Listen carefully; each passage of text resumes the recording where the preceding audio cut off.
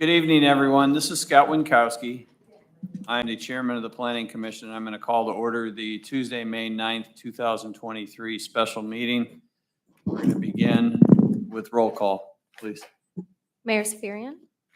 Mayor is not here. He's on jury duty actually at Lucas County Court of Common Pleas, and so he may or may not be here, but it looks as though he will not. So we'll address that as we go as well. So thank you.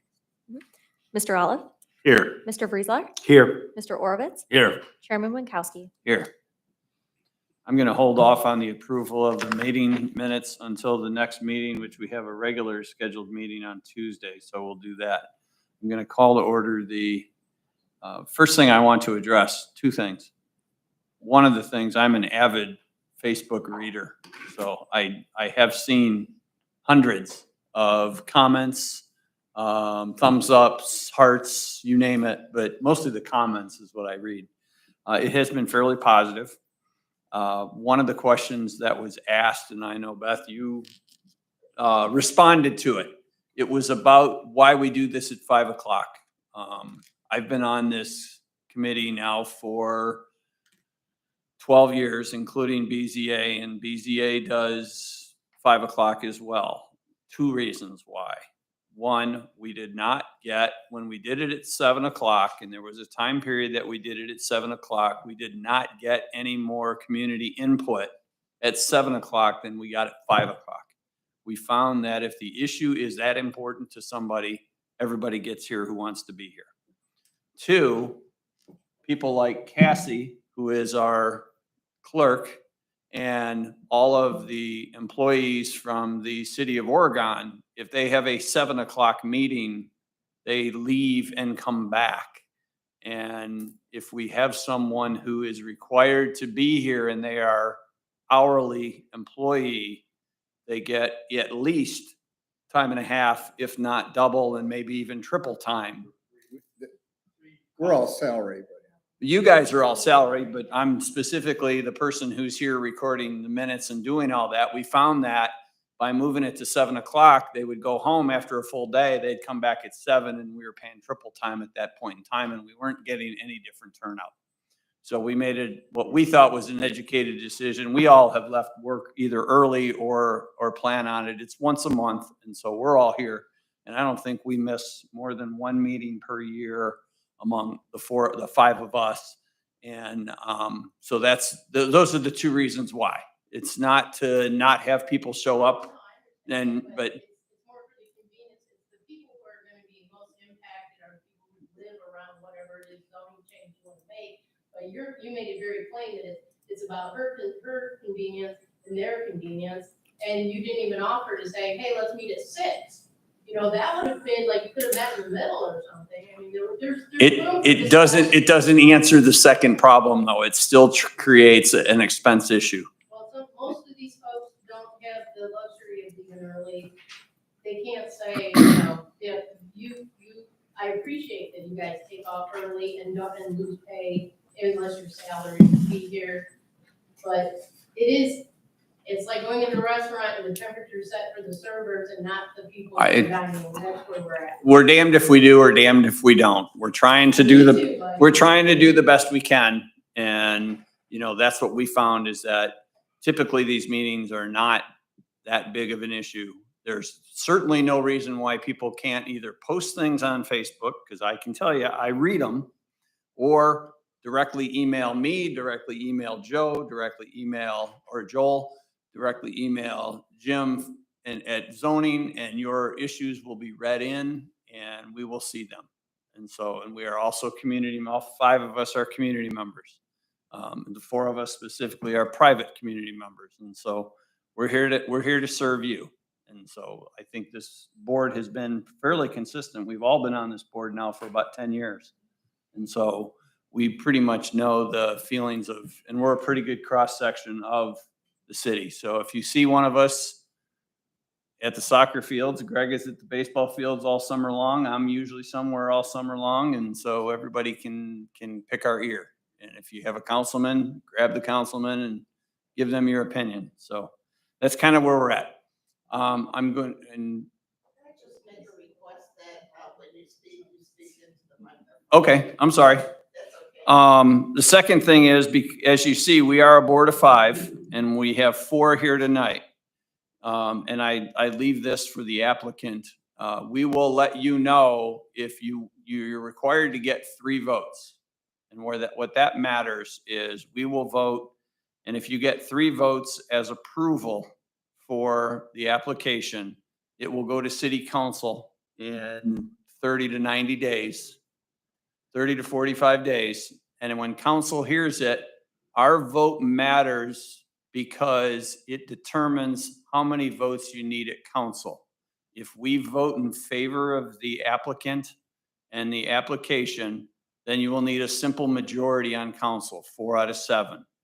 If you lose and don't get the 3 votes here, then you need to get 6 out of 7 to have it pass, which is a super majority. 6 out of 7 votes on council. So even though council can override our vote, there are some ramifications of our vote today. But we will let you know when that time comes, if you're going to get 3 votes, or if you want to push it back a week, because we're gonna meet in a week again, or in a month, if we can get the notices out so that we can have a full panel. So we'll let you know how that goes. So I'm gonna call SUE 179-23, special use in an R1 low-density residential district for the purpose of operating a brew pub, winery, Airbnb, and food trucks on the property described as parcel number 44-15514. The applicant owner is the Oregon Economic Development Foundation. The location is 5002 Seaman Road. Mr. Gilmore. Yes, as you stated, it comes in front of this board for recommendation to city council. City council has a final say. Just wanted to explain the ask. A brew pub, the definition of a brew pub is where they actually manufacture the beer and also have a pub to serve it. The food trucks require a special use because they're not allowed in the same spot day after day with our regular zoning. And the Airbnb is a term that is used in today's world as short-term stay. So I just wanted to explain those 3 definitions to you. And again, I'm happy to answer any questions that come up with parking, with buffering, and I'll be ready to answer them for you. Thank you. I know that we're gonna play the video at this point in time for the, Oh. is that how we're gonna do it? Or Well, we're gonna we- call up the We have representative? we have representatives of the business that would like to, that are interested in opening this business here. They have a presentation and, so right now we have the owners of Buffalo Rock Brewing Company. And if you would, please come up to the podium and, Ms. Rawson, if you could please, have the presentation up on the screen. A variation of this was in your packets, but there was a modification that was made to it that we'll go through, that the owners will go through. So if you guys want to introduce yourself and kick us off. Sure. My name's Troy Burns, and my brother Tim Burns. We're 2 of the owners of Buffalo Rock Brewing Company in Waterville currently. We wanted to present this idea to you guys as something to develop the old fire station on Seaman Road at the corner of Seaman and Wynn. If you want to click to the next slide, I guess to get it out first, it's not a bar. I know I like you read the Facebook pages and immediately the conversation talks about a bar. It is not a bar. It is a tap room. We don't call our bar staff bartenders. We call them tap room associates for that purpose. But our vision is to make great craft beers for patrons to enjoy and come and sit around. We view it more as people who come and socialize together. As we've had several of your Oregon patrons are, come over to our facility just recently even, and I think they were completely blown away by what it was. It's not what you would typically walk into a bar. We're a very family-friendly, family-oriented. It is very common to see families with young kids. We have games for them to play all the time, and it's really to sit around and socialize and get to know each other again. With today's society, there's so much focus on digital, having your phone in front of you all the time and stuff like that, that I always stress people when they come, take a look around you and tell me how many phones you see out, because usually it's none. People are there to talk, and they're usually sitting and become entertained. We have live music that is usually acoustic in nature, no full bands or anything like that.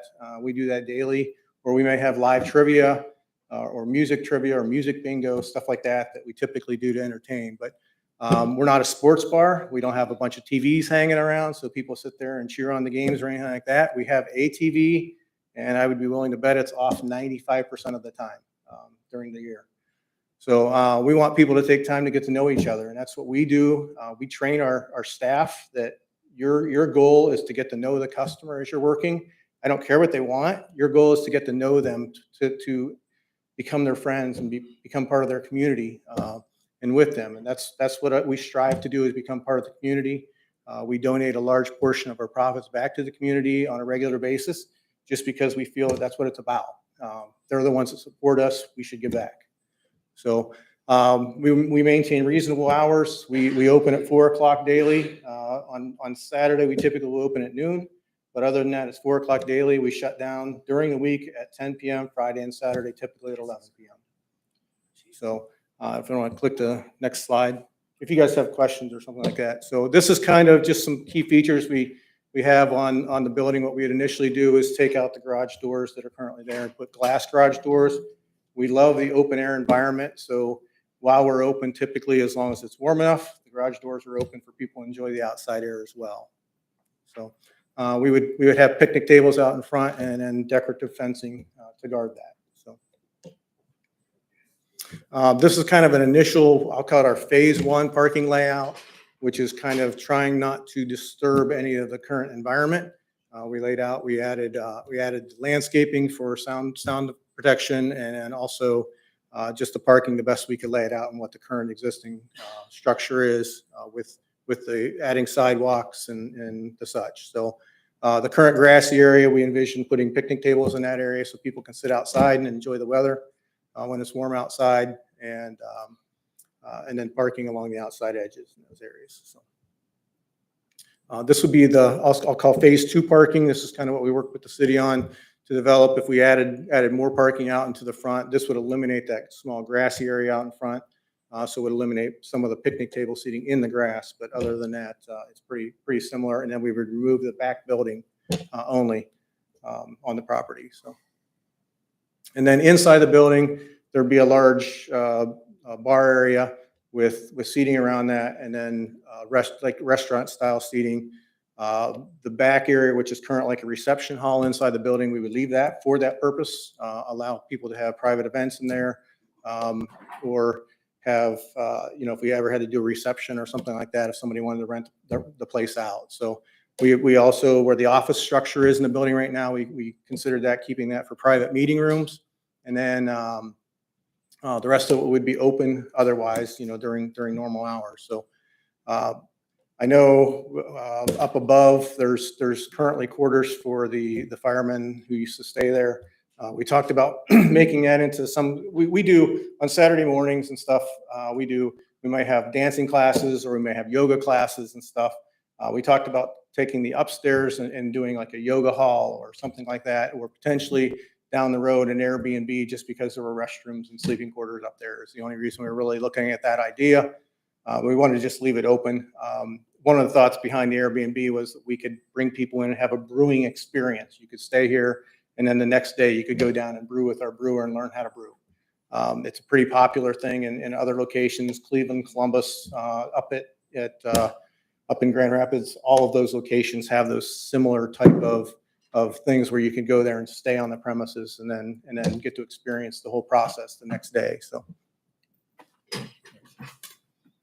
And then inside, we have seating area for guests, obviously, live music. We strictly try to focus on local artists. Tim puts a lot of effort in every day to bring in some of the top talent in the Toledo area or surrounding area. Typically, again, it's usually acoustic in nature. We have a small amplifier system at our current thing. But typically it's never a live band or anything like that. I mean, that's not what we're looking to do, not what we're looking to accomplish. So it's very pet friendly. I know I took my own little puppy there this weekend to our place and let him sit around inside as long as pets are well behaved. Because we're not serving food inside the building, that allows us to have, it's not governed by the health department. So they can come in. And then what we currently do is rotating food trucks. So every single day we have a different food truck that shows up. Maybe you might get 1-2 days in a row, but it's pretty slim throughout from spring until late fall. In the wintertime, there's probably 6 to 10 trucks that are running consistently. So you're usually 1 week at a time. We'll switch trucks out every week instead of every day due to the shorter running trucks during that time frame. So. This is our atmosphere, which we currently have at our location in Waterville. Same open door atmosphere. We actually, in the same purpose here, trying to take and not create a new greenfield location and trying to save some construction materials. We took an old car wash, we converted it over, put glass garage doors on it, opened the bays up, added 2 patios out the back sides, and it's been a huge hit for us over there. People love sitting outside and talking, listening to light music, and just getting to know each other again. So, but that's what I have for tonight. So, if you guys have questions, by all means, if I can answer any. Mr. Chair, I do have some other comments too. If you want me. Absolutely. You can have the floor. Thank you. So you have your packet in front of you. I just wanted to make a couple of comments. We've been discussing this arrangement with them for several weeks now through the OEDF. There are a list of conditions that we have suggested for the property. And this is because it's a city asset. The city did turn it over to the OEDF to market it for some purpose. A couple of points I wanted to make though is that this business does provide something that the community does lack. With the meeting space, a brewery, the experience, that is something that this community lacks. It is a new business. One of the, a taxpayer, utility customer, something that, we always strive to have. There is a cost avoidance to the city, with the deferred maintenance of this building, it being an empty building now. There is a cost associated for the city of maintaining it. So there's that. And one little key note that I did want to point out is that this is the first city building. I believe it was constructed in 1934. And I think it was added on at some point. But this is, there's a little bit of history here. And I think that this conversion, when we met as a group before this meeting, that this would be an excellent use for, and this has been done in other places, an excellent use for this building. This is an amenity that really puts Oregon on the map. People travel from around the region to go to breweries. I think that you've explained that you get patrons from the Detroit area to Ann Arbor to Lima, wherever, anywhere around the region, people are looking to. And I know people that do that. They have apps now where you can go and log in where you've been and what breweries you've been to, what beers you had there, and it's kind of like more of a social gathering type of electronic app, if you will, and network. It is kind of a one-of-a-kind thing too, having an old, historic building converted to an amenity like this. So some of the conditions, but getting into the conditions, they the buyer would be to start construction within 60 days. This is so that, and there would be a clawback provision too, in case something doesn't happen. This would protect the city's interest in this asset so that it doesn't get sold. We don't get, you turn the property over and then you wind up selling it or something like that. So, they mentioned that this would be a phased type of development and that you were looking to open by what date? Ideally before the end of this year, sometime in the fall. Before the end of this year, but there is a date certain in there, sometime next year to give a little buffer to get through Jim's office here, through building inspection and everything else. So, I mean, it's something that you want to get started on right away is what's being expressed. The limitation on the hours, so there is a limitation on hours of operation. So right now, the restriction would be to not exceed 12 a.m. on Friday and Saturday and not exceed 11 p.m. Sunday through Thursday, unless by some other written consent administratively on specific days. There would be 2 drive entrances. When you look at the property now, it's pretty wide open. If you could scroll back, Cassie, to the last, nope, up one, right there. So you see there's no curbs. These are pretty well wide open driveways, so they would have to close those off and landscape into the, kind of match where the swales are now. And create the drive entrances furthest away from the intersection. So there'd be a drive entrance on Seaman, one on Wynn. The buyer would agree to install sidewalks on the property where there are no sidewalks. On the north side right away, but on the west side, as needed, if sometime down the road, the south portion of the property sidewalk connects. I'm going through some details, but I think these are all important for your consideration. As depicted on here, there would be some noise deadening elements to this with landscape buffering, and I believe that you do provide now in your current location in Waterville inside noise deadening as well. Correct. Yep. So there would be consideration for them to put in some of the noise deadening devices in there. And this would to deaden some of the noise from the surrounding property, since it is zoned around a residential area, and this would be a special use exemption. That's the reason why. And just to know, I mean, this used to be a fire station where sirens were blaring at all hours of the night. This would be more, controlled, lower volume type of scenario. So, and then as there is a condition that after the phase 1 portion is done, once phase 2 is completed, there would be the additional parking that would be created. If you go to that next slide, Cassie, that next slide. So these are all conditions that when the phase 2 portion would be completed, that expansion of that parking lot would happen. And then there would be a fence to the east that exists now. We would consider that a acceptable proper buffer, since that's what it was in the past, and that's how the city operated it. So we would leave that the same. And for us, for our purposes, we would treat it like it's in a C2 zoning area, just as a reference. So other than that, those would be the conditions. Those are the comments that I have as well. I think this would be a great addition to the community, something that we lack. And I think as Mr. Winkowski stated, that this is, there has been a tremendous amount of positive feedback about this. So, yeah, thank you for mentioning that, and that's all I have.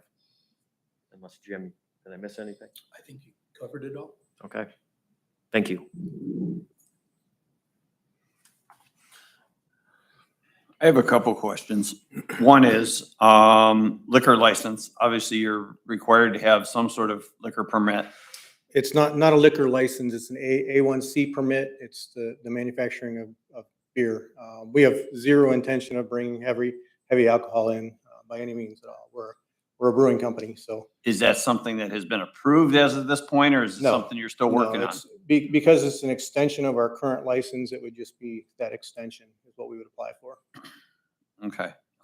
My concern with the food trucks is they would leave the premises every night and they would not be there. I mean, you talked a little Correct. bit about having different ones each Yeah, night. we, but- we never have a food truck spend the night. Okay, ever, So even at our current location.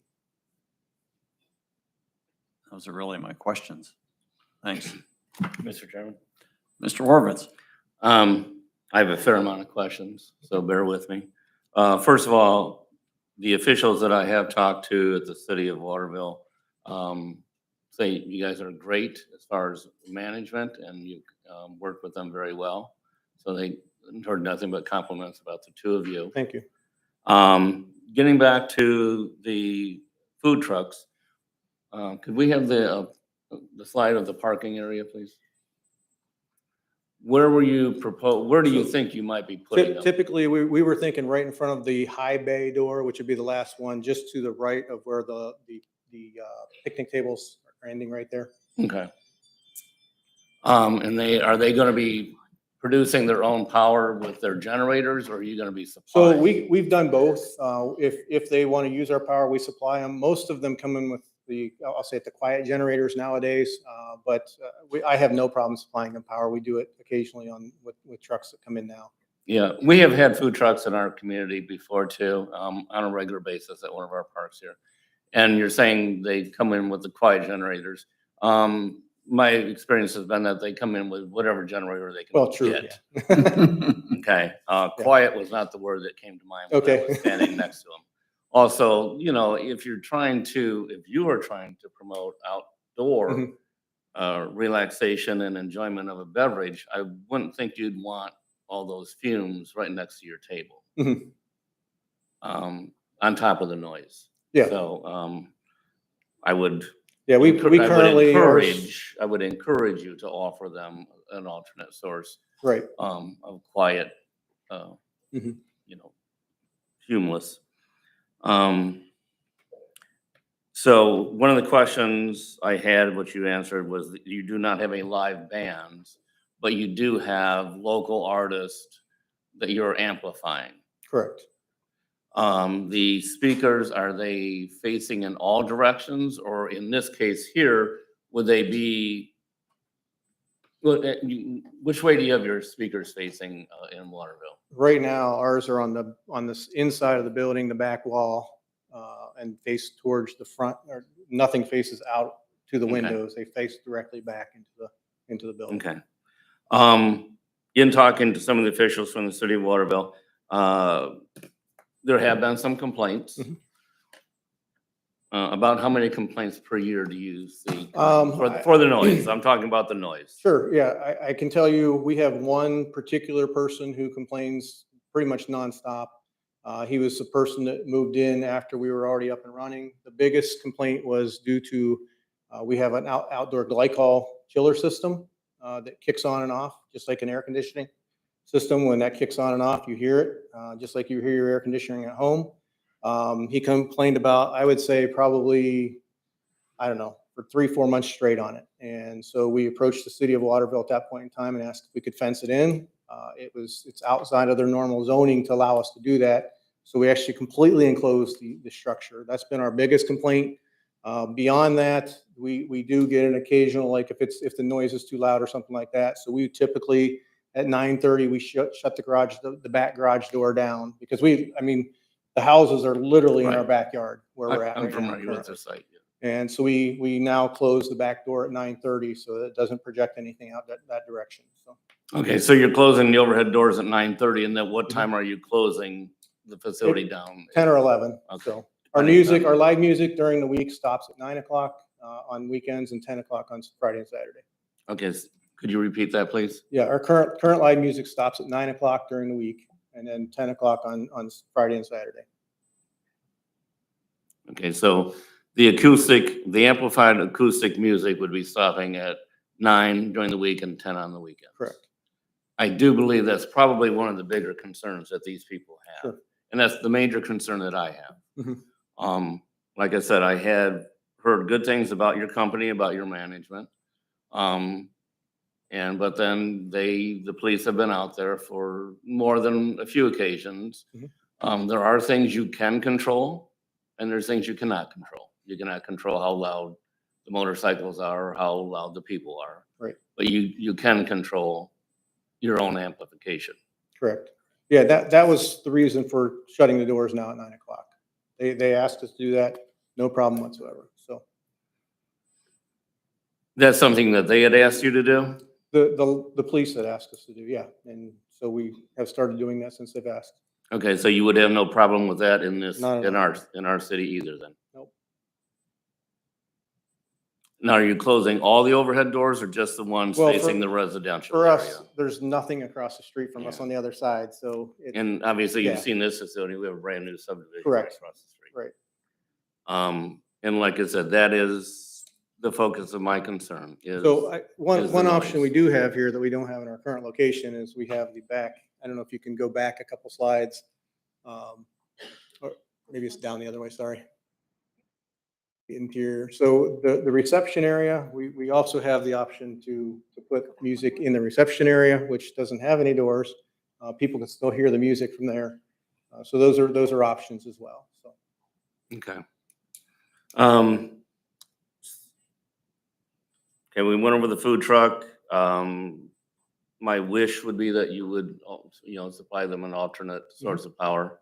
They may or may not be set up for that. I don't know about. Some come in, they're all propane, but most of them come in that they can adapt to our current power supply. Okay. And the food trucks will be there until closing time then? No, not typically. They're usually done, usually 8 o'clock. Okay. So. Okay.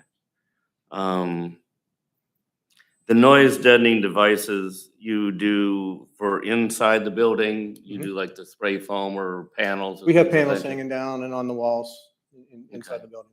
And I understand you're saying the bushes out front would be a noise deadening. And that is true to some extent. I would not think that they would, Not 100%. they'll be pretty much no.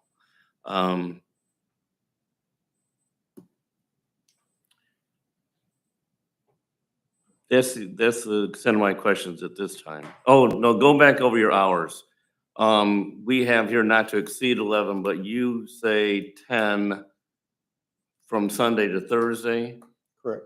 and then at 11 Friday and Saturday. Correct. Okay, and just there again, I'm sure that's one of the bigger questions that the people behind you have is your Mhm. hours of operation. Yeah, the only thing that we would ever think of, I know we do, and we asked the city of Waterville the same thing on New Year's Eve. We're open on New Year's Eve, and we Sure. extend until 1 o'clock on New Year's Eve. Right. But we close right at 1 o'clock. Yeah, and that's, that's the Yes. once a time. That's the end of my questions for right now. Mr. Chairman, Mr. Alls? the Airbnb, you want to put those upstairs in this open room, you said? Correct. Now, what are you going to do? Divide off the rooms? We would, or make it just one big open room. Honestly, we haven't even put that much thought into it because it wasn't one of our first plans. It was just an option that we were talking about as an option down the road. I would tell you, there's no intention of doing it within the first couple of years for sure. Just because the fact that we're going to be focused on getting everything else up and running. So it would definitely not happen right away. Mr. Chairman, can we put that part on hold then until they get ready for that? Instead of approving it now until they come up with a plan, how many rooms they have, how many bathrooms, are they sharing bathrooms? We don't know what you're gonna. Yeah, no, do. I could answer that portion. The maximum would be two. Two Airbnbs? Two units, yep. Mhm. And likely for that, I mean, here's where we went with the Airbnb. We had to take this building and look at it and find out what we could do with it. Mhm. Compared to our location right now where we have a brewing portion of the building and a public side of the building. Restrooms are in the middle. This building's much bigger. So there's space there that we need to figure out to maximize, the potential.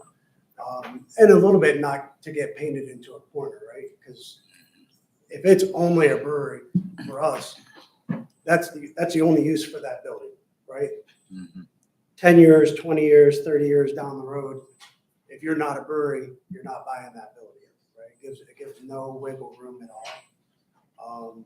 But it's mostly because it's set up for it. And then we've looked at other brewing operations that have had similar situations and what they've done to tie it into the brewing operation, not for the purposes of having an Airbnb. Yeah. If I had an Airbnb, I could go buy the house next door and lease that out probably twice as often, just because it's a single house, it has a garage, all that kind of stuff. This is a little bit more of a unique situation of, what's the use of the building? I believe the house next door is already an Airbnb, isn't it? Yes, approved it for is. that? Yes, that Yeah. was approved. About a year ago. A year ago. About a year to 2 Couple- years ago, yeah. And I do want to point out, if I may, Mr. Chair, Yep, Mr. Baser? that the current zoning is residential. So theoretically, they could turn that upstairs into an apartment now. Just wanted to point that out. Just one, not two units, just 1 unit. One. If it was 2 units, it would still need a conditional use, but conditional use, not a special use. So. All right. One other question. Could you pull up the slide of the future parking in the grassy area? As of now, there's a fire memorial there. Mhm. What will happen to that? I would definitely want to preserve that somehow, so. Okay, so Yeah. you want to Whether or not keep we that would on? Move that to the side of the building or somewhere in the front or something like that. It's one of the things that we've done even with our current building. We wanted to preserve some of that original structure and the history of it as well. So, and there's been a lot of people that have put their lives in this building. We would definitely preserve that. I don't know if there's a place we could move it to one of the other fire stations or Mr. something Chair. like that to have it preserved as an The option. memorial's been, I'm sorry, but the memorial's been moved to the firehouse. Oh, okay. Yeah, Oh, it is gonna be moved? The pertinent It has been. components they have already been moved. Oh, it's already been. Yeah, I think the only thing left is a plaque.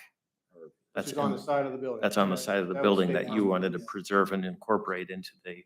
Correct. Yep. That's all I had. Thank you, Mr. Alves. Mr. Chairman, Mr. Horvitz? could you show the proposed front of the building? I had there, thank you. I have a question, and I guess it's not gonna be, I'm not sure if we can make a recommendation of it or not, but you have picnic tables and you're going to have decorative fencing dividing the seating from the parking area. Correct. When I hear the word decorative, that, to me, that doesn't mean it's gonna stop a car that's backing up at 10 to 15 miles an hour. No, we still have curb stops for vehicles. Bumpers. Yes. Yeah, and I understand that. Has there, being that you have a larger parking area up there, there's concrete filled posts, mallards. Mhm. Have you considered anything like that? Yeah, I mean, I have no problems putting bollards in if it's something that's gonna stop a vehicle, yeah. I just wanted to if we do bollards, I want them to make them look pretty. mean, I know, that's- yeah, and that's. I don't want it to look And bad. I'm torn between that, I Right. mean, you want it aesthetically pleasing from the street, but also you want to protect your patrons from somebody that accidentally Correct. does something unintentional. Yeah, we could potentially make all of those posts like a solid post. Yeah, and do the railing in between. Right. There are architectural designs that do look nice that are Right. hidden. It's just something, I guess, as a business person, I'm sure you would be Right. concerned about. Yeah, we have our current patio lifted right now, so it's actually up off the current levels for that. But we just have chain link fence around it currently. And then we have, or it's not a stainless, posted chain. stainless steel. Right. Posted chain. Fence currently. It just, and- that type of accident happens no matter where. Sure. It doesn't have to be a pub or anything like serving alcohol. It seems like 7-Eleven is a magnet for it for whatever reason. I don't know why. It was just something I wanted to bring up. I guess that's it on the end of my notes right now. Mr. Chairman. Mr. Olive, What's happening to the administration building behind the fire department? So currently, our plans were to use that for storage initially. So you're taking that property also, the whole It's, thing? yeah, it's part of the whole thing, yeah. It's awesome. All the parcel. But phase two, that would be taken down in phase two. There are some asbestos mitigation issues that have to be taken care of with that building as well. All of the drywall would have to be taken out as well as part of that, so. Mr. Chair, Mr. Mazer? if I can address the environmental concerns. Absolutely. When I brought up cost avoidance, we did have an asbestos survey. We also had a phase one environmental assessment done. There are a couple of, I'll call them bogeys out there related to the property. One of them is the asbestos concern. It's encapsulated right now, but to tear the building down or do anything renovations on the inside of it, that drywall has to be taken out as friable asbestos containing material at whatever expense. I did get a quote on that.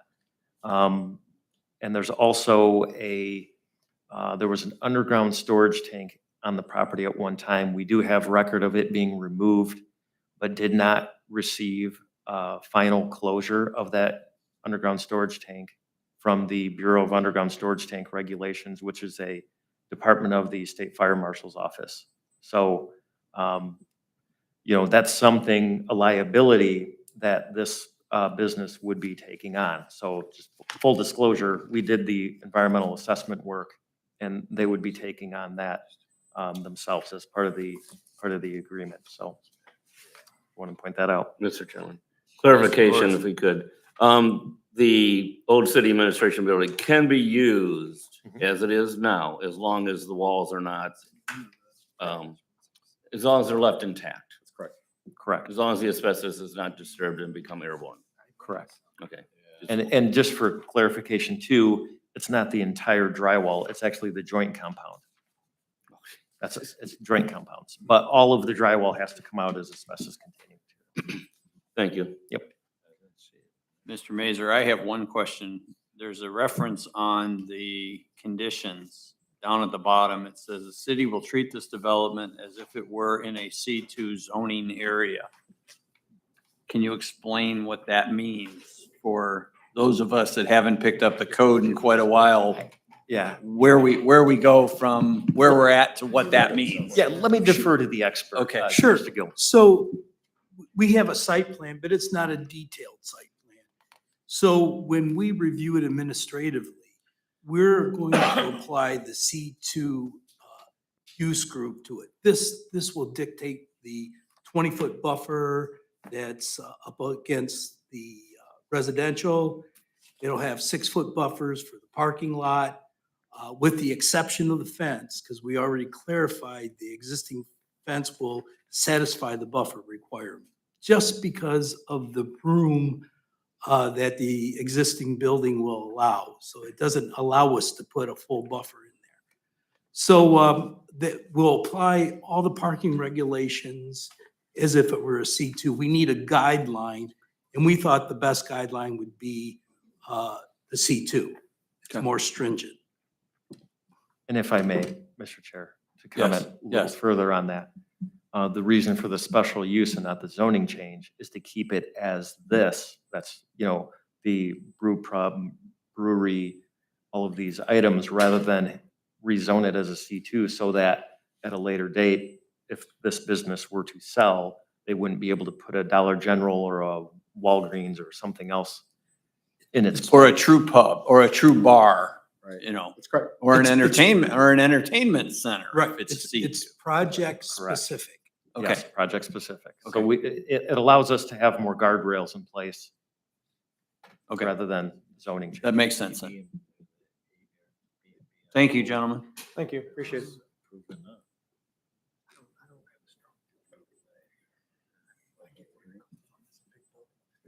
I usually call anyone that's in support of it to come up and they can speak, but I'm just gonna go whoever in order, whoever can run up there fastest.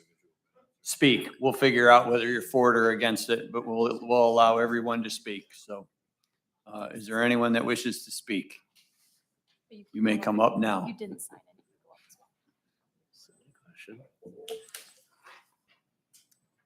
Oh, I don't. You want me to call him? Go ahead. All right. I have Brian first. Aiken? Good evening. Before I introduce myself, I'd like to just make a couple comments. I don't know. I'm sorry. I don't know if the gentleman, do you live in Oregon? I do. If I may. Point of order, can you state your name and your address? Yeah, I can do that. Brian Aiken, 5011 Seaman Road. Here, and I'll just introduce who I am. Here it is. Okay? Mhm. And I'd like to make a couple comments. So my occupation is, I'm a construction business agent of 6 counties in Northwest Ohio. I am also a delegate to the Northwest Ohio Building Trades, a delegate to the Ohio District Council, and I hold a seat on the review committee for city council at the mayor's office. And you had commented, yeah, I'm sorry. You had commented about the fire station being a history there or what have you, right? That's what you had commented on, how the history of the fire station in the 30s. You had commented on the noise, correct? Correct. Okay, the fire station. I had asked questions about the noise. Yeah, the fire station was a blessing. Here's why. Anybody that lives across from a fire station knows that if I live on Heather Downs Boulevard and I hear the police coming, the fire trucks, I hear them coming, I hear them go by me, and I hear them going. But there's no noise when it comes to a fire station. They come out, they hit the corner, they turn on their sirens, you hear them go away. So as far as the noise variance goes, that, you know, all the sirens blaring about the fire station, that's just not a perception versus reality situation. I mean, because a fire station was a safety place, there was no noise, it was very quiet. For years, I've spent 5 to 7 days a week across from that fire station. So that leads me to this. Let me just read this for you. I'm glad the gentleman showed those pictures because my children have never been on stools or the height in a place not called a bar where they serve alcohol. Just don't work that way. Food trucks, I know people that have multiple food trucks, including the one on East Broadway, the one in South Toledo. So let me make all that clear. Here's the reality of it. Let's just do a perception versus reality check here, okay? Now that I've introduced myself, since most of us all agree on some things, I'll make this as precise and clear for your thoughts as I can. We all agree that location is number one. We also agree that safety is number one, especially when it comes to our children. Just ask any parent. So we have to score an idea as a number two. We all have ideas. Some are better than others. So I stand before the city of Oregon and its committees to share an observation they may not see. While building houses at 5017 and 5011 Seaman Road over the last couple of years, I noticed that homeowners and their children from the Vineyard subdivision in all areas of housing north of Seaman and Wynn cross the street at the corner from the driveway of 5011 to the driveway of the old fire department for the safety of themselves, their children, to get to Pearson Metro Parks. See, they can't cross at the northwest corner because there are no sidewalks where the engineered drainage ditch is on that corner.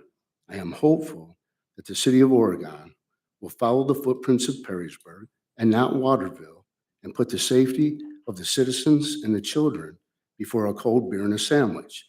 That can be found less than a mile away, up and down both sides of Route 2. This is really a no-brainer.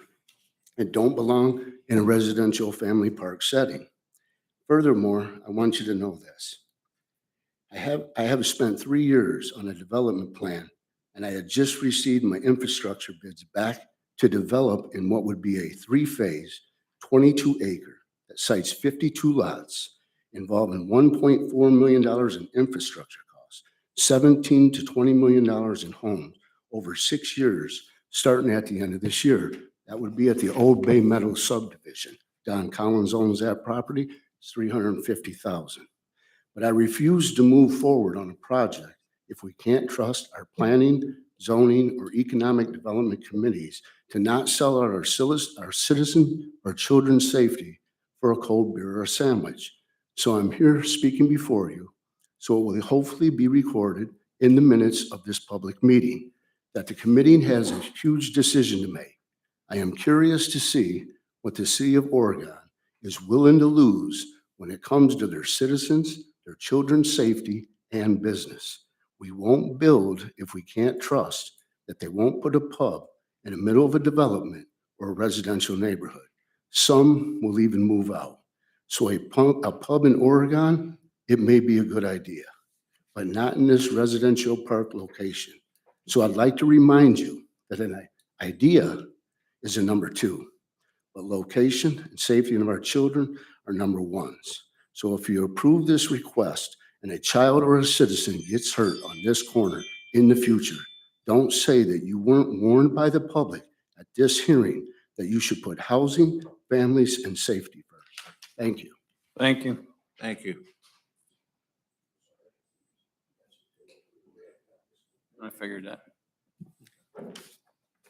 Do you want to go down the list? Mhm. Yes. Yep, we'll do Kathleen Thames, if you wanted to. You don't want to speak? Okay. And then I assume Rick the same way. We don't want to speak. Okay, so we have Rick Thames as well, but okay. Patrick Flanagan. Please state your name and address if you're for or against this, please. Good evening, Patrick Flanagan, 5031 Seaman Road, lifelong resident of the city. I do appreciate the concept that is being brought. I definitely think the city needs something like this. I question why the city spent a lot of money for their downtown development, and this building is not going in that particular area. The other thing is, both my wife and I, as the gentleman before me mentioned, we do walk from our house over to Pearson Park. There's no crosswalk, no light. We have to wait for the lights to turn to get across. I worry with this added traffic that that's going to make that even more difficult. Also, I don't know if you are aware, on Friday nights, 5 weeks out of the year, Clay High School hosts football games, and it makes the traffic down Seaman because these lights are not timed very well. It makes getting in and out of our driveways very difficult. Again, this is going to be an added traffic congestion. Most of us can also attest that there is a lot of truck traffic that comes through. Tankers, box trucks. Those lights take forever. If a truck is making a left turn off of Wynn onto Seaman, sometimes that entire light is taken up by a truck trying to make that turn. Again, with this new development here, that is going to make that even worse. Also, as the gentleman said, we all can attest that the police do their job, and they do their job very well, but they are in upwards of 50, 60 miles an hour with their lights on going up and down Seaman Road. Anybody who's not familiar with this area, I would fear them pulling out in front of a officer or having some other catastrophe happen at this intersection. This intersection is way too busy. It's way too congested to have something like this here. Again, between the high school and all of the other truck traffic, now you're adding this traffic on top of it. Let's also not talk about when the GAF comes to town.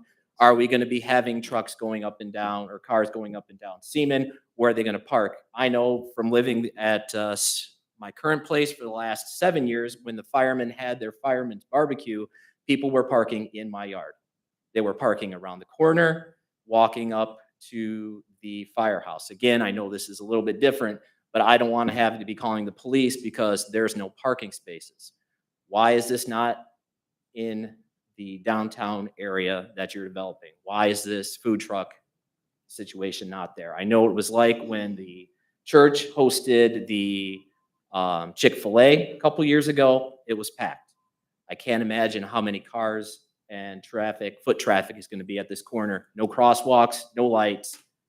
How are people going to get to and from the Pearson Metro Park if this is in here? What is the city going to do to make that corner safer? Are they adding signs? Are they gonna add a crosswalk? Are they gonna add a light? It's already a traffic light. Traffic light does nothing. You need a crosswalk there. Well, and if I could, if you don't mind. Mr. Roman? Yeah, and you know what, I think years ago, it was a four-way stop, went to the traffic light, it did improve things. And timing can always be adjusted. I can tell you, maybe some people may not want to hear it, but a roundabout likely would be the safest bet, but I know a lot of people don't want to hear that. But no, I think, and we are planning a large water line replacement project down Seaman as well as Wynn. And we are planning a walking path on the Pearson side as well that would help anyone living in the area to walk. And putting in a proper crosswalk likely would come in with that. But if we want to talk about really improving things, now you're going down the roundabout. And I know there's probably people in this audience that don't want to hear that. So I say it lightly, but we did acquire, well, we made sure that we allocated right away so that with it being the city's property and then if it's sold through the Oregon Economic Development, that the right of way is already there. We're not trying to acquire that later on. So. And again, I think those things need to be done, and I think it's kind of putting the cart before the horse. I think those improvements need first, then you look at something like this. Thank you. Thank you. All right, and we have Lynn to speak, but, okay. All right, last name Williams, looks like. Nick, or nice? Nick Williams? No? All right, down to Tim Schwamberger.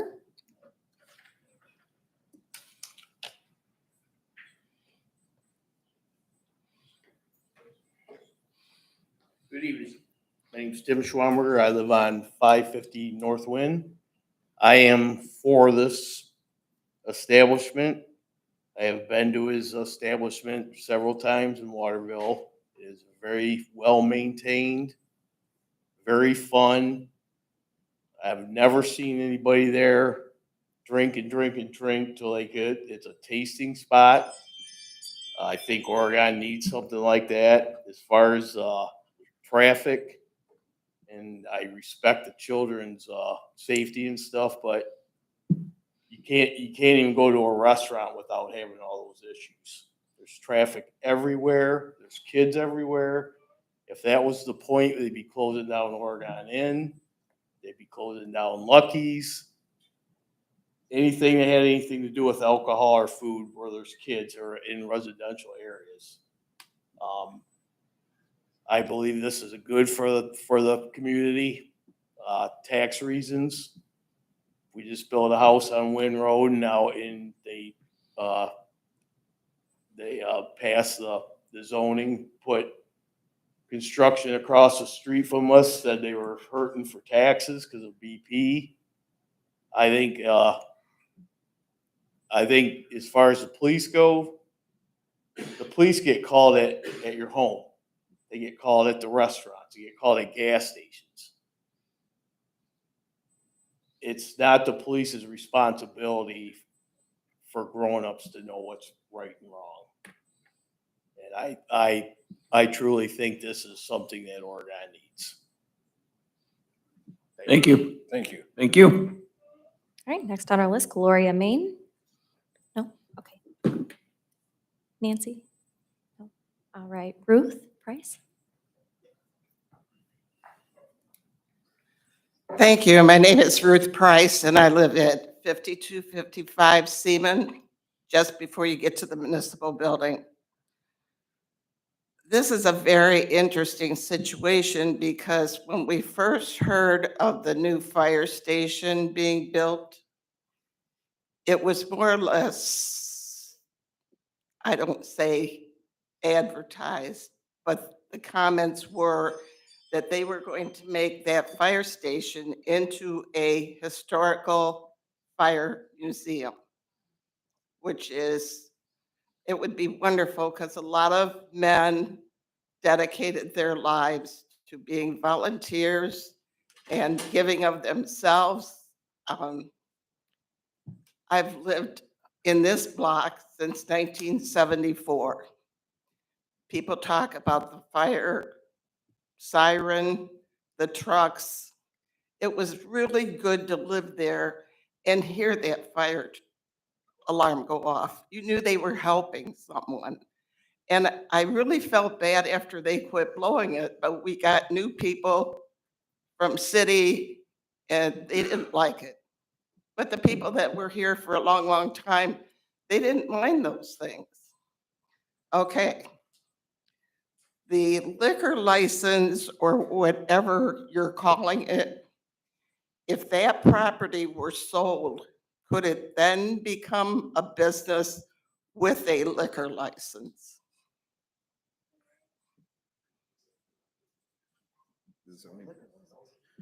Well, because this is a special use, it's project specific. And as stated, it's quite a bit different than a bar. They manufacture beer there and they have a tasting room. So they could sell it if it remained the very same use. But if anything changes, they would have to come back to the plan commission and city council to adjust their special use or ask for a new special use to accommodate Or whatever zoning change. development. Or zoning change. They Right. also could go for a zoning. So since it's going to be an established business and that type of business, it would be easy to turn it into a bar if these gentlemen No, decide no, it to wouldn't. sell. No, I know they have to get a permit, they have to go before zoning, but the structure would be okay. accommodating for a tavern. Right? With the conditions that were stated earlier, so the hours of operation would have to stay the same. I'm sorry, I didn't hear you. The hours of operation, so with the conditions that are on the permit that we listed out, those But that conditions could would be- all have to be met. All That would have to 10 be or met. 12 of It- them. It's a possibility it could be changed for a new permit. So it'd be up to you. That could fellas. happen at any time. Yeah, we can. At any time, anybody can come in on their property and ask for a special use permit Okay. for whatever use. Now, this outdoor patio thing, is that going to have a cover on it? So if it, where will the people be that want to come and have a beer? Are they going to be able to go outside to have a cigarette? I think almost any kind of a place that sells beer or liquor has an outdoor facility for people to sit there and smoke. Have that been addressed? Mr. Burns?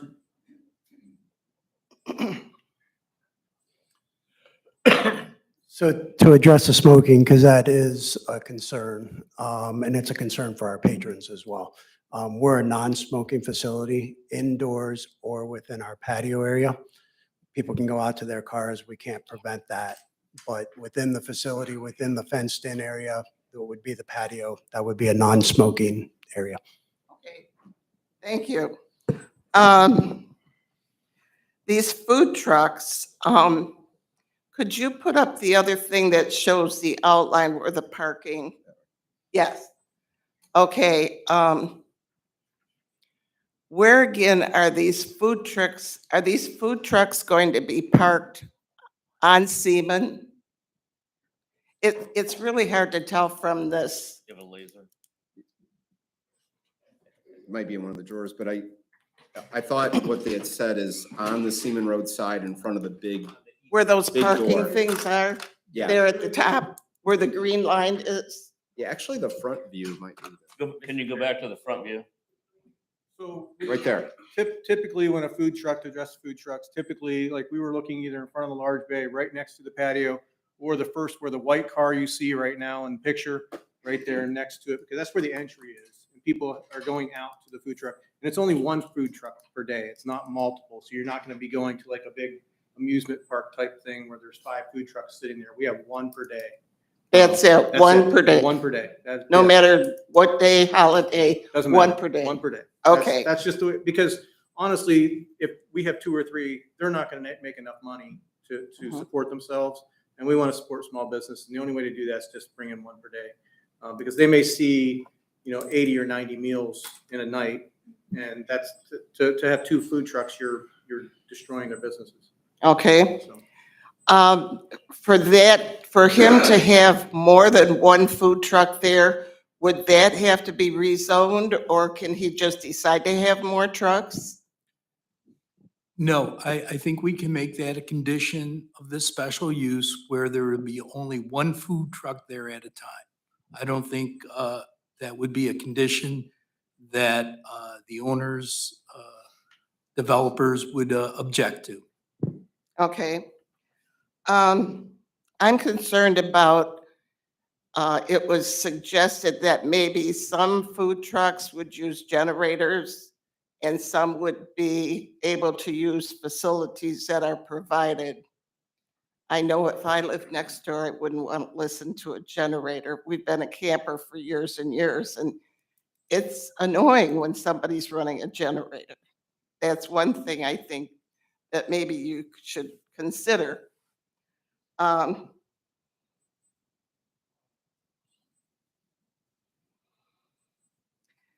And I'm talking about the vicinity of the, could you put that up? Okay, where the green grass or whatever this thing is, trees. Now, right now, there's a stone fence along there adjacent to the neighbor on Wynn Road.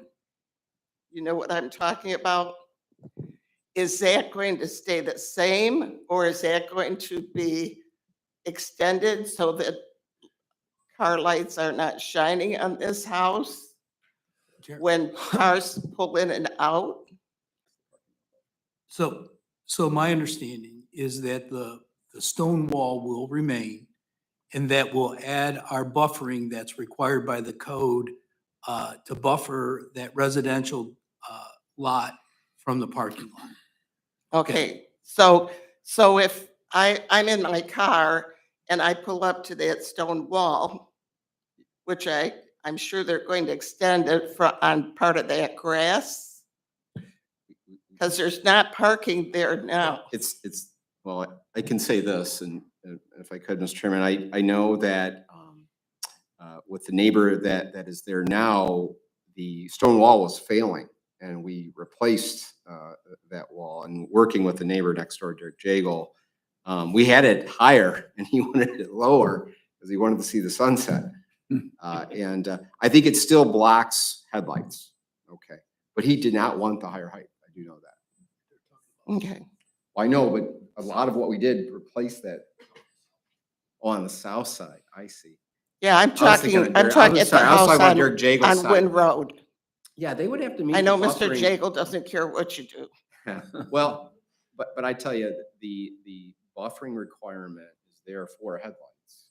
And it should be, that 20-foot buffer is required there. If I lived there, I wouldn't be happy about cars pulling in and shining lights on my house. Yeah, I and mean, that's that the would be idea of a very buffer. annoying. That's the idea of the Especially if buffer. they're- It can be a combination of fencing and planting. You know, I mean, 11 o'clock at night, Yep, I agree. it's, even if it's 10 o'clock at night, that would be very annoying. Okay, let's see, what else have I got here? I made this list after people spoke. I'm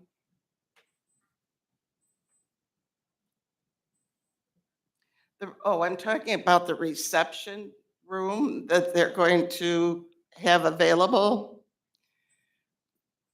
Okay, I can sort of generalize where that reception room is, the size of it. I think it's the room that they probably used for a meeting room and when they had the chicken barbecues, the kitchen and that. Okay.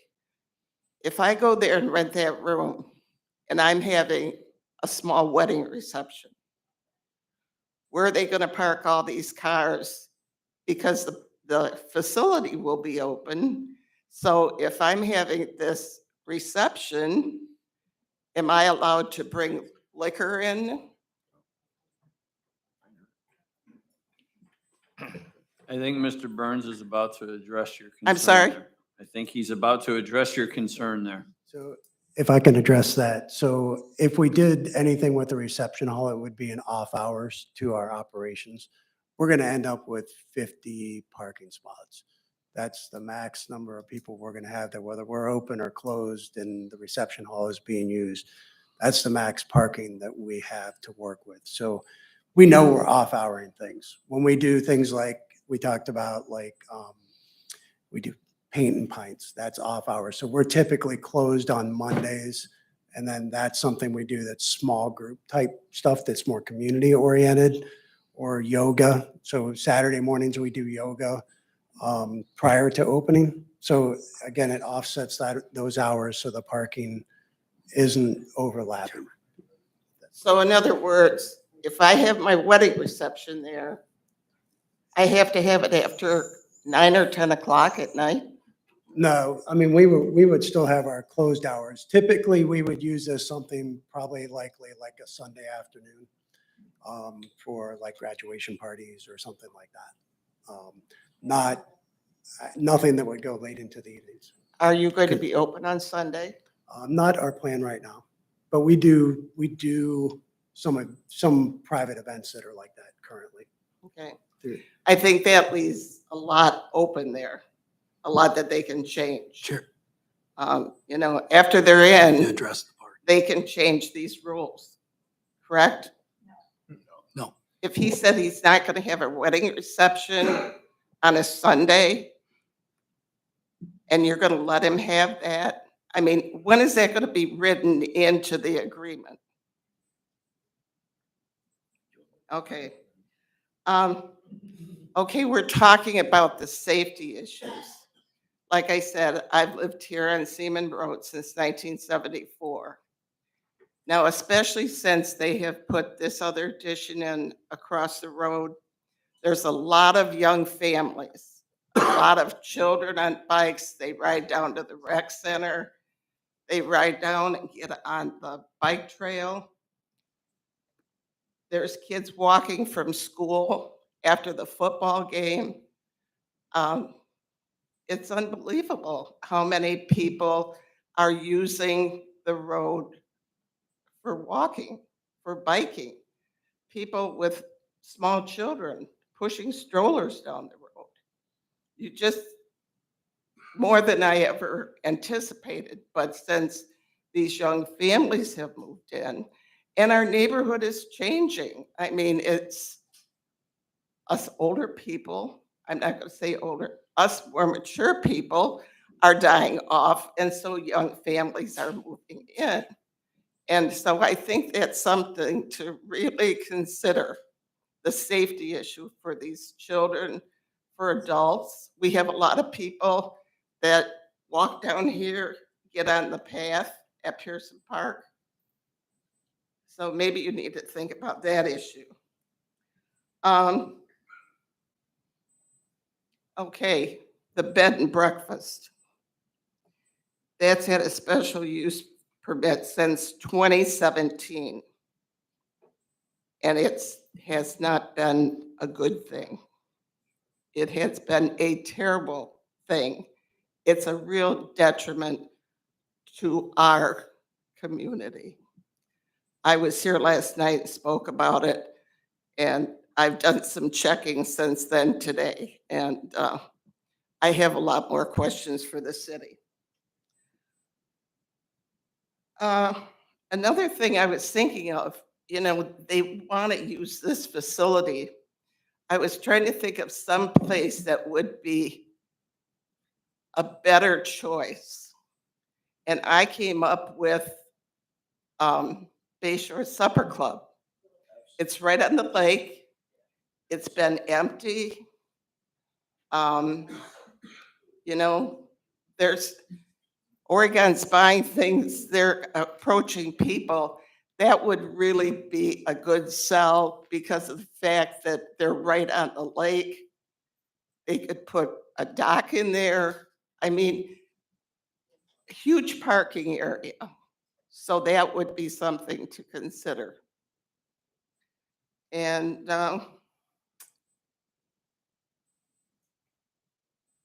I guess that's all I have to say. I hope I asked some questions that helped you people. Thank you. Kathy? All right, Alec Thompson?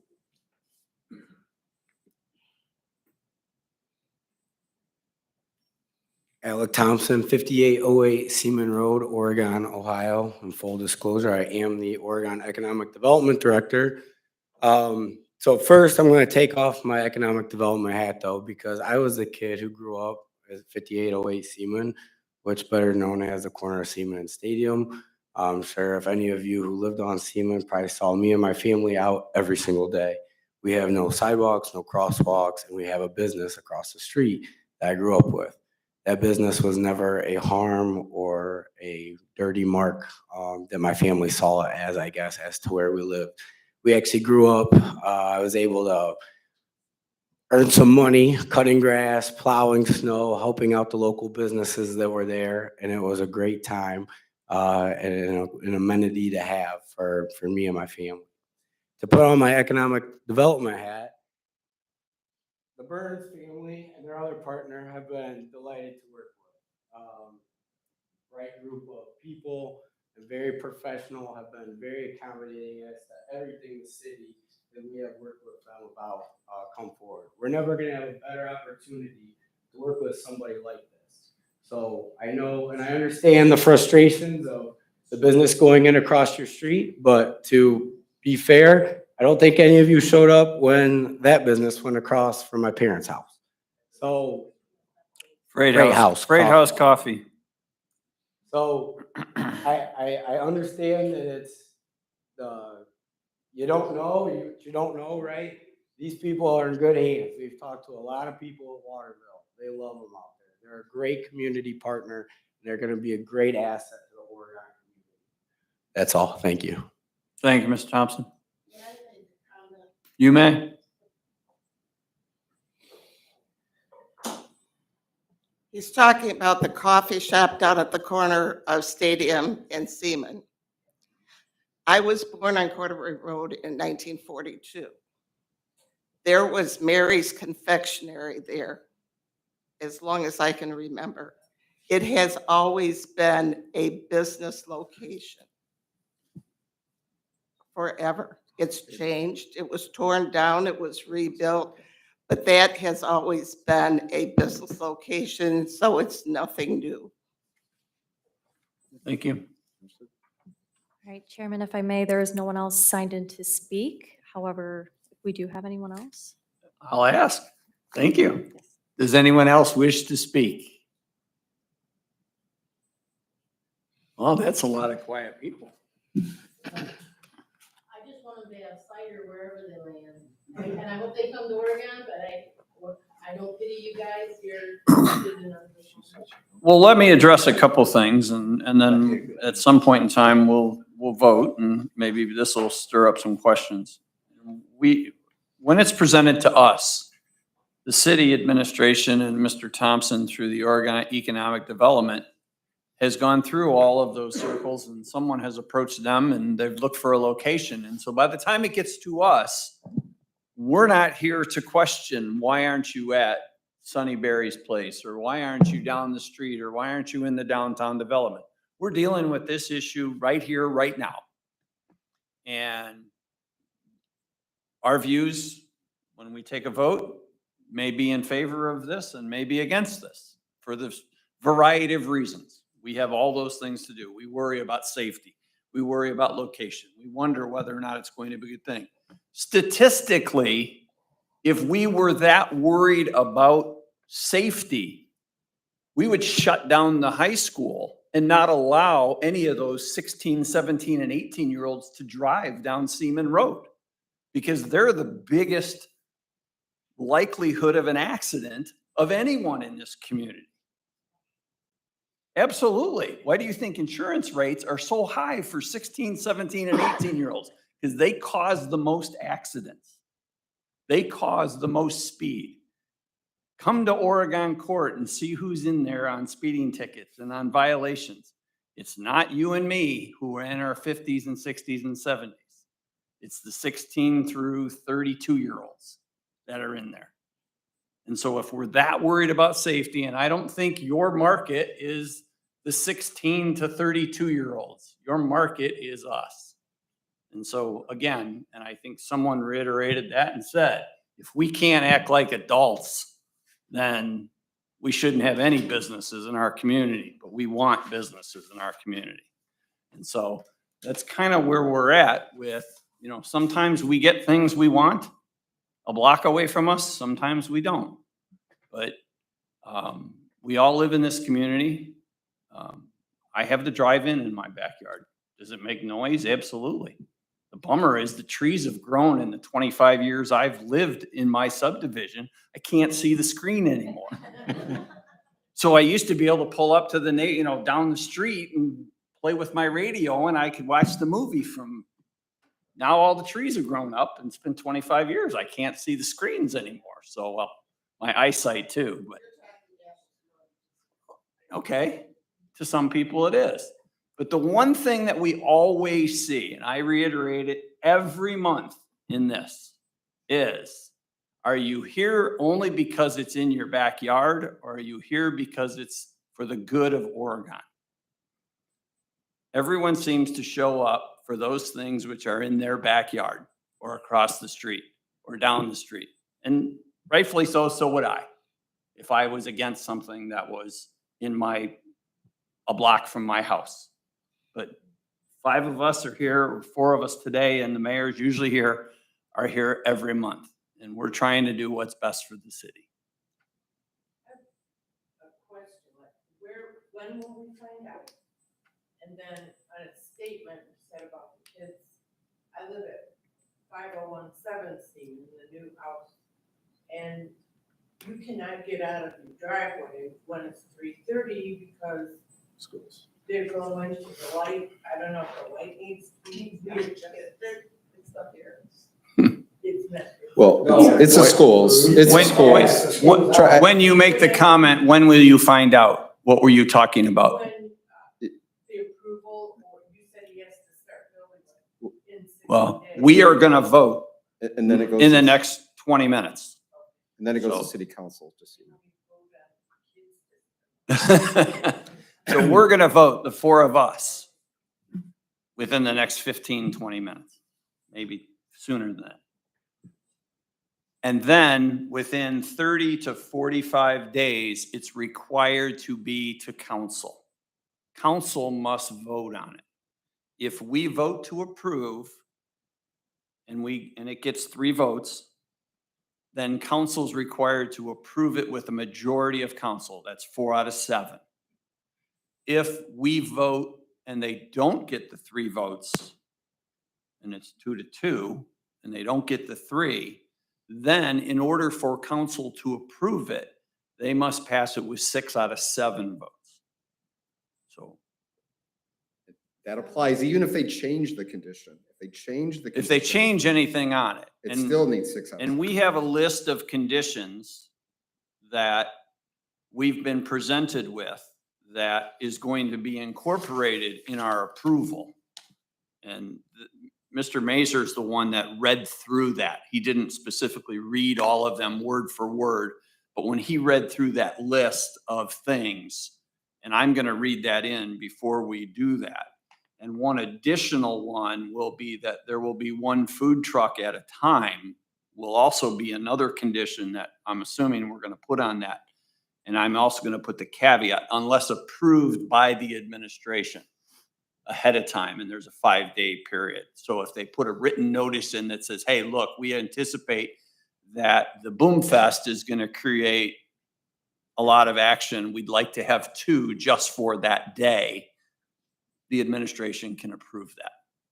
It sounds like you're gonna go to you, administration, and you, and 2 votes, 3 votes, or 4 out of 7. You're gonna keep going till you get which one. We're gonna get it done tonight. No, This that's guy's not true, ma'am. Okay. What he was explaining was the procedure on everything that we vote on, not just this particular one. And as you probably have noted, I have some serious concerns. So that saying that we walk in and already know how we're gonna vote is for me, not true. I can only speak for myself, but what he was explaining was the procedural that you had asked, when will we know? And that is true for everything that we vote on, not just this particular item. And clearly your input does make a difference because over the years, and we've all been on this board, one of the things that's been really good for me personally is to read the Facebook posts because that's a pretty accurate depiction of what the general public wants. Because most people, and I don't know who they are, they're on the couple Oregon pages and and I'm gonna say this wrong and I'm gonna butcher it, Salander? Close enough. Mr. Salander's wonderful at posting the issues and doesn't normally, and normally it's about a week in advance. And so there's been quite a few people that have registered their in favor of and against and reasons why. And I go through that. And I go through that on a regular basis. And in fact, at 4 o'clock today, that was one of the things I was going through. And so those things change our opinion. I come here with an open mind. I come here to listen to everybody. And I can tell you the one time that it really made a difference is at the corner of Wynn and Navarre. They wanted to put in a equivalent to what is at BW3s, that strip mall and a gas station. And I thought it was, when I came here, I honestly thought it was a good place. And by the end, I was right with them all saying, not in that spot. And so the people actually changed my mind that night. And so it can be done, and it has been done, and we vote no on quite a few things. And we change things, and we put conditions in. This is the first time that I think there's been this extensive a list of conditions on anything that has come before us before. Usually it's 1 or 2 things that we have conditions on or we add to it. But this is the first time it's been this extensive, so. Anyone else have a comment? Mr. Chairman, if there's no further questions, I'd like to close the public hearing. So moved. I need a second. Second. Roll. All in favor? Aye. Any opposed? Hearing none. Motion carries. Public hearing is now closed. I do. Mr. Chairman, I do have a comment. Okay. I just was gonna wait till everybody else had a chance to talk. You know, just to give my perspective on this, I always try to see it from both sides. You know, real estate, there's a lot that can be done, and it's to each his own. And you have to consider the alternative. So when I came into today, that was where I was. I don't drink beer, so you know, I'm a terrible target audience for your eventual customer if it passes. But you know, you got an old tired building with overhead doors sitting at a corner. I mean, you can fill in the blank as to what potentially would want to be there someday. And truthfully, you know exactly what you're getting here, and it's with special use. If their business crashes and burns and they do nothing, guess what? It comes back to eventually having an opportunity to have an opinion on what goes there, whether it's me and the collective board or the next group of characters at that point. I did talk to the administration in Waterville and got feedback, and it was what everybody else has said. I mean, everybody in Waterville's a client. That's somebody that we have done work for where I work, and so it's a trusted resource, and I trust the input that was given, and they had the same things to say about these folks. I think, again, I'm not going to be their customer, but I think this is a great opportunity for Oregon. I do. There's people in our office. They're all excited about it. I live in the Drake, so I am catty-corner from this. I drive past it every day. There's other Drake residents here. I have a coworker who lives in the Drake. He's already golf cart shopping. He's like, I'm going to pick up a golf cart and drive to this place. I don't get it. It's not my thing, but there are a lot of people that are into this very thing. And I think with the rec down the street, I can already see, you know, you're sitting at that rec department all day long at a baseball tournament, and you have a 2-hour window between games. I can see families coming down here, hitting the food truck, and people being a customer to you guys. I hope your business does really well. Yeah, in a perfect world, would you be in the town center? Maybe, but there's nothing in the town center right now. I mean, you'd be the first building and then we'd have a room full of people here complaining, is that what we're gonna do with our town center? I mean, there's always two sides to the coin, right? And so I see this whole thing, again, to be clear, I'll never probably be in the place. But the alternative could be so much worse. And you have people that have built a reputation on the business they run and the community that they want to be a part of. Let's be honest, that's what we want. We want people to want to be in Oregon. And we have a chance to get a really good business that's going to dress up a tired old building. I'm sorry, if you have little kids in a neighborhood and they're away playing and you hear the sirens, I don't love the sirens. Every time I hear them, 4 years, I haven't gotten used to that.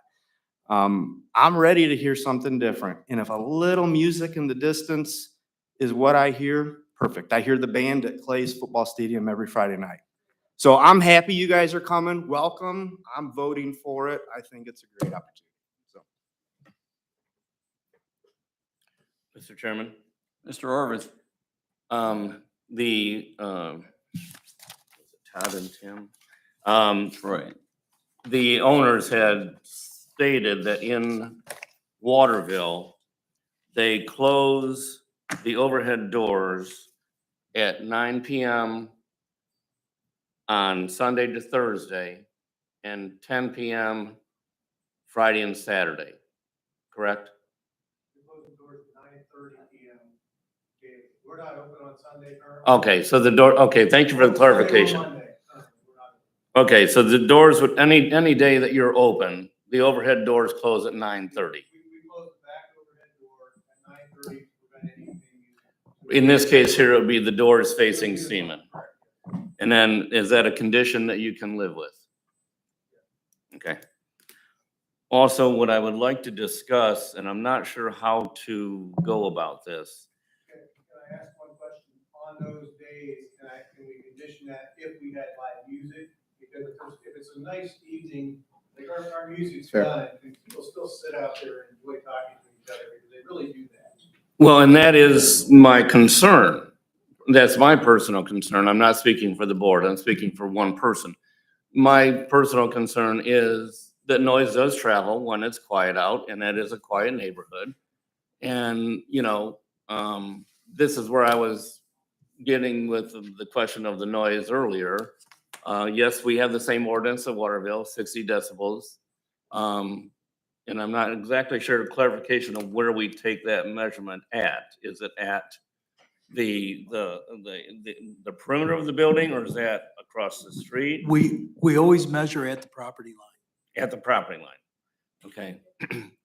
And like I said, that was my specific concern, was trying to think of the neighbors directly across the street from you. There's a brand new home up for sale.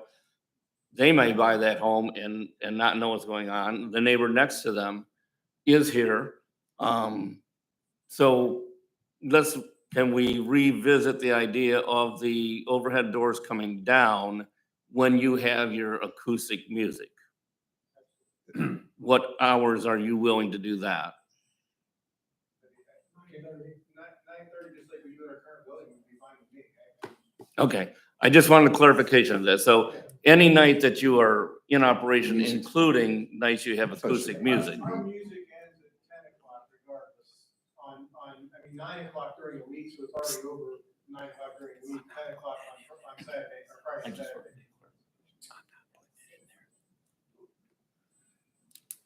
Is that something you can add in?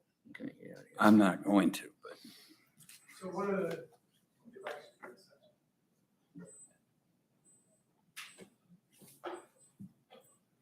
So one of the things that we did in Waterville and also are purposely trying to do here is live within the city's noise ordinance as it is. So I've looked at this from every person's perspective, right? If I lived across the street from it, I understand it. And it is new and it's different. We come with intent of being good neighbors. And so we intentionally put in that Waterville didn't ask for that stuff. When we first opened or when we went to do that, we were looking at a facility that was already zoned as a B2 district, I believe. We went in with a special use because we were manufacturing. So we had to go to the city for a special use to manufacture the beer. The operations, we could have been open much longer and louder. The reality is that our clients, and you kind of said it, the average person that comes in is my age, 55, 60 years old. It's not a big, we talk about families and kids. Most of that's during the day. Early on, people come for like dinners after work during the week or Friday during the day. With Pearson Park right here, I can imagine a fair amount of that. People going to the park with their families. That's what I would do. So I look at it from that perspective. We set our own like parameters to try to be as good as neighbors as possible and still be able to thrive a business, basically. Thank you. Gentlemen, earlier I had mentioned about the fact that we only have 4 members of our 5-person panel, and you're going to need 3 votes. I am confident enough that we'll be okay. So I'm going to go forward, if that's okay with you guys. I will make a motion to pass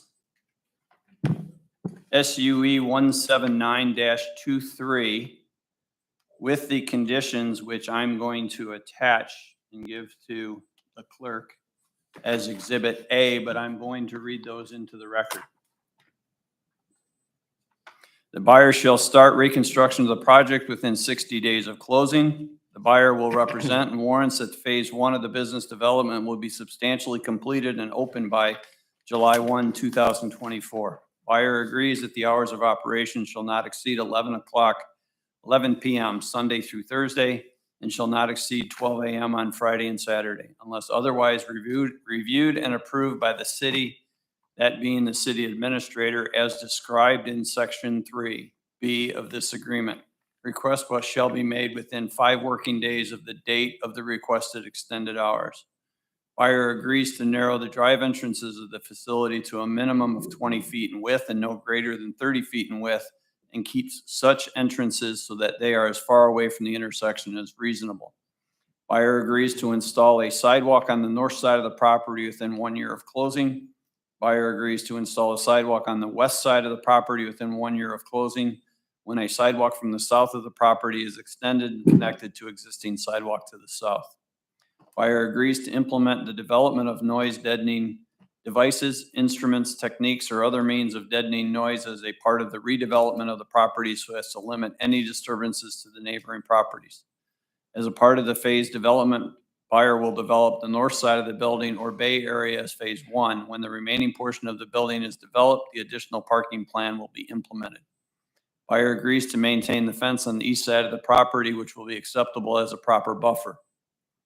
During nights of operation, 1 food truck at a time will provide service to the premises unless approved within 5 days prior by the city administration. Representations of the city are as follows. The city will grant an encroachment easement on the property to accommodate for parking, subject to city council approval. The city agrees that it will review requests from the buyer to extend the hours of operation and approve of any request administratively as long as request is made is reasonable. The city will treat this development as if it were in a C2 zoning area, period. Second. Hearing a motion and a second, please call the roll. Chairman Winkowski, Yes. Mr. Vrieslar, Yes. Mr. Olive, Yes. Mr. Orovitz. No.